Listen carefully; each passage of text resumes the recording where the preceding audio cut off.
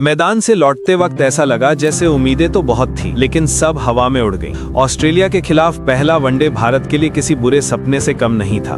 हार तो मिली ही, मगर जिस अंदाज में मिली वो चोट दे गई। कोई भी खिलाड़ी चला नहीं, न रोहित, न गिल, न कोहली, न अय्यर। गेंदबाजों की हालत तो और भी कमजोर नजर आई। बुमराह की गैर मौजूदगी ने साफ दिखा दिया कि बिना उनके ये बॉलिंग अटैक आधा अधूरा है। सिराज ने शुरुआत अच्छी की, लेकिन बाद में बिखर गए। अर्शदीप भी पहले ओवर ने चमके, फिर ढीले पड़ गए। हर्षित राणा औसत नजर आए। अक्षर पटेल ने ठीक ठाक निभाया। लेकिन सवाल ये उठता है, क्या कुलदीप या वरुण चक्रवर्ती को मौका मिलना चाहिए था? अब बात करें नीतीश रेड्डी की, क्या वो हार्दिक पांड्या की जगह वनडे में ऑलराउंडर की भूमिका निभा सकते हैं? कहना मुश्किल है। वॉशिंगटन सुंदर किफायती जरूर रहे, पर असरदार नहीं। शायद टीम को एक प्रॉपर बॉलर की जरूरत थी, जो आज मिस हुई। सबसे बड़ा मुद्दा जो इस मैच के बाद उठ खड़ा हुआ, वो है विराट कोहली और रोहित शर्मा की फॉर्म।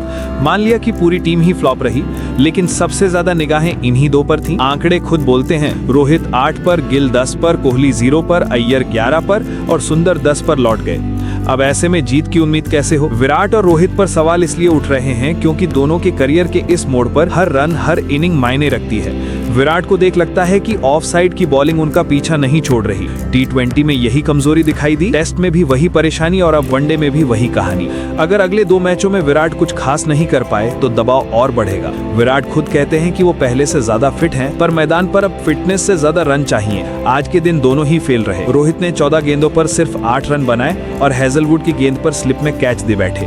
222 दिन बाद इंटरनेशनल क्रिकेट में वापसी की थी, पर 16 मिनट में ही कहानी खत्म। विराट तो और भी निराशाजनक रहे। 8 गेंद 0 रन और आउट। क्रिकेट फैंस उम्मीद कर रहे थे कि रोहित के आउट होने के बाद विराट टीम को संभालेंगे, पर वहां भी सन्नाटा। सुबह सुबह लोगों ने टीवी ऑन किया था कि कुछ धमाल देखने को मिलेगा, पर 5:15 बजे तक दोनों दिग्गज thank you tata bye bye बोल चुके थे। अब सवाल उठना लाजमी है, आखिर हो क्या गया है? वैसे रोहित शर्मा का एक दिलचस्प रिकॉर्ड भी है। उनके हर खास मैच में, यानी 100वां, 200वां, 300वां, 400वां, 500वां रन बहुत कम रहे हैं। आज भी उसी लकीर पर चले। विराट की बात करें तो उनका नाम अब उन भारतीय बल्लेबाजों में शामिल हो गया है जिन्होंने सबसे ज्यादा डक खाए हैं, यानी 0 पर आउट हुए हैं। 39 बार 0। और दिलचस्प यह है कि इस लिस्ट में बाकी नाम गेंदबाजों के हैं। हरभजन, ईशांत, जहीर और अब विराट तीसरे नंबर पर हैं। इससे भी ज्यादा परेशान करने वाली बात यह है कि विराट का ऑस्ट्रेलिया के खिलाफ एवरेज अब 50 से नीचे चला गया है। धीरे धीरे उनके लगभग हर फॉर्मेट में एवरेज गिर रहा है। T20, टेस्ट, वनडे सब में ऐसा लगने लगा है जैसे विराट अपने बनाए रिकॉर्ड्स खुद मिटा रहे हैं। ऑफ साइड की बॉलिंग अब उनकी सबसे बड़ी मुश्किल बन चुकी है। अगर उन्होंने इसे जल्द नहीं सुधारा तो खतरा बढ़ेगा। फैंस भी कहने लगे हैं विराट और रोहित जैसे सिर्फ अटेंडेंस लगाने गए हों। इतनी लंबी उड़ान भरकर सिर्फ 0 और 8 के लिए थोड़ा दर्द तो बनता है। अब बात नए चेहरों की करें तो गिल, अय्यर, रेड्डी किसी ने भी कुछ खास नहीं दिखाया। शुभमन गिल कप्तान बनकर उतरे, मगर 18 गेंदों पर 10 रन।